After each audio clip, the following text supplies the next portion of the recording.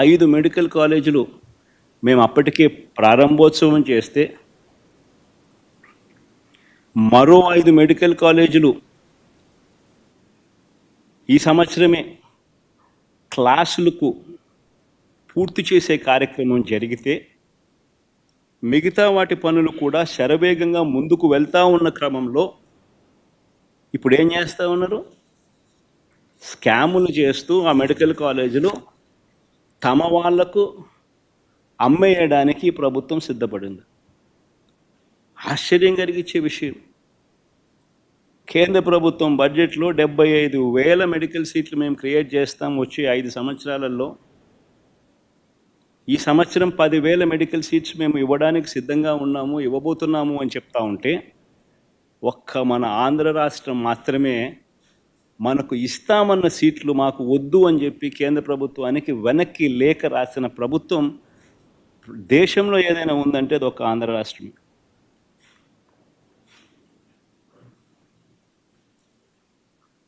స్కాముల కోసం ఉన్న ఆస్తులు అమ్ముతున్నారు.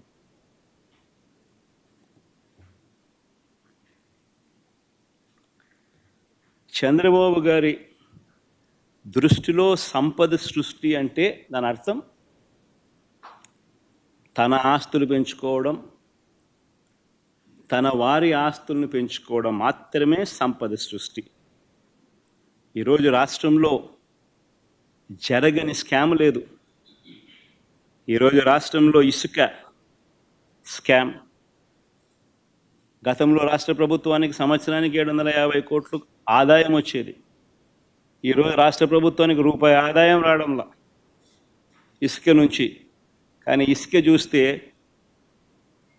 మనం గతంలో అమ్మిన రేటు కన్నా డబల్ ది రేటుకి అమ్ముతున్నారు. సంపద సృష్టి ఎక్కడ జరుగుతూ ఉంది? చంద్రబాబు నాయుడు జోబిలో జరుగుతూ ఉంది. రాష్ట్ర ప్రభుత్వానికి ఆదాయం ఆవిరై. మద్యం,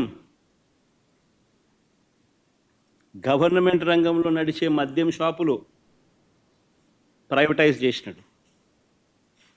కరెక్ట్గా ఇదే ఆరోపణ మీదనే అరవింద్ కేజ్రీవాల్ అనే ఆయనను జైల్లో పెట్టారు.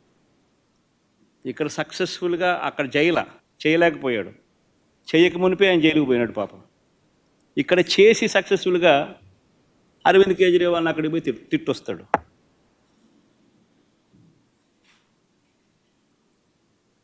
గవర్నమెంట్ రంగంలో ఉన్న మద్యం షాపులను ప్రైవేటైజ్ చేశాడు. తన వాళ్లకు ఈ షాపులన్నీ ఇప్పించుకున్నాడు. ఆ షాపులు ఇప్పించే ప్రక్రియ మీరంతా కూడా చూశారు. ఏ రకంగా ఎమ్మెల్యేలు కిడ్నాపులు చేశారో, ఏ రకంగా ఎమ్మెల్యేలు పోలీసులు అందరూ కూడా వాళ్ళకు సంబంధించిన వాళ్ళని మాత్రమే టెండర్లలో పార్టిసిపేట్ చేసేట్టుగా చేశారో. అది ఆక్షన్ కాదు, అది లాటరీ. అంటే వీళ్ళకి కావాల్సిన వాళ్ళకి మాత్రమే ఇప్పించుకునే ప్రక్రియ. ఆ లాటరీలో కూడా మిగతా వాళ్ళు ఎవరు కూడా పార్టిసిపేట్ చేయకుండా వీళ్ళు మాత్రమే పార్టిసిపేట్ చేసేట్టుగా మళ్ళీ పోలీసులు గవర్నమెంట్ నడపడం. మళ్ళీ ఎమ్మెల్యేలు బెల్ట్ షాపులకు ఆక్షన్ పిలవడం. ప్రతి గ్రామంలోనూ 2 లక్షలు 3 లక్షలకు ఆక్షన్ పిలిచి వాళ్ళకి ఇవ్వడం. ఆ 2 లక్షలు 3 లక్షలు పాడిన కార్యకర్త పోలీసులు ఎవరు కూడా వారికి సహాయ సహకారాలు అందిస్తాడు, వారిని అడ్డుకోడు. ఆ మందు వాళ్ళు అమ్ముకోవచ్చు. ఆ కొనుక్కున్న ఆ మద్యం షాప్ ఆక్షన్ తీసుకున్నాడు, బెల్ట్ షాప్ ఆక్షన్ తీసుకున్నాడు, ఎంఆర్పి రేటు కన్నా ఎక్కువ రేటుకు మన కళ్ళ ముందరనే అమ్ముతున్నాడు.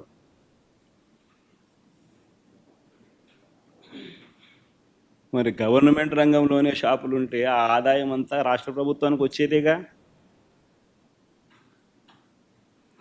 రాష్ట్ర ప్రభుత్వం ఆదాయం తగ్గుతుంది, చంద్రబాబు నాయుడు జోబులు ఆదాయం పెరుగుతూ ఉంది.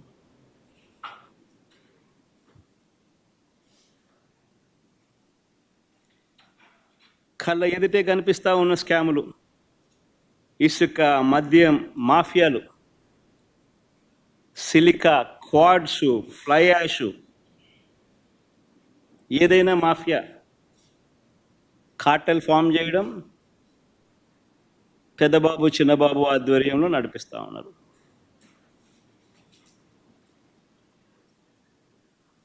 పేకాట క్లబ్బులు, ప్రతి నియోజకవర్గంలోనూ పేకాట క్లబ్బులు, చివరికి మండల స్థాయి, గ్రామ స్థాయిలో కూడా పేకాట క్లబ్బులు నడుపుతూ ఉన్నారు. నియోజకవర్గంలో ఏమి జరగాలన్నా, మీకున్న ఫ్యాక్టరీ నడవాలన్నా, మీకు ఎవరికైనా మైనింగ్ లీజ్ ఉంటే ఆ మైనింగ్ లీజ్ మీరు నడుపుకోవాలన్నా, ఆ మైనింగ్ కార్యక్రమం మీరు చేయాలన్నా, ఏమి వ్యాపారం చేయాలన్నా కూడా ఎమ్మెల్యేకు దగ్గరికి వచ్చి అంతో ఇంతో ఇవ్వాలి. ఇస్తేనే పనులు జరిగేది, ఇస్తేనే పనులు చేసుకోవచ్చు. ఎమ్మెల్యే పెద్దబాబుకింత, చిన్నబాబుకింత, దత్తపుత్రునికింత, ఆయన సర్దితేనే నాకింత నీకింత అని సాఫీగా జరుగుతాయి.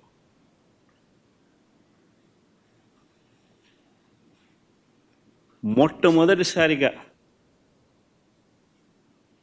ఎంత దారుణమైన కరప్షన్ అంటే, కాంట్రాక్టర్లకు ఇచ్చే కార్యక్రమంలో, పనులు ఇచ్చే కార్యక్రమంలో మొబిలైజేషన్ అడ్వాన్స్ తీసుకొచ్చినారు.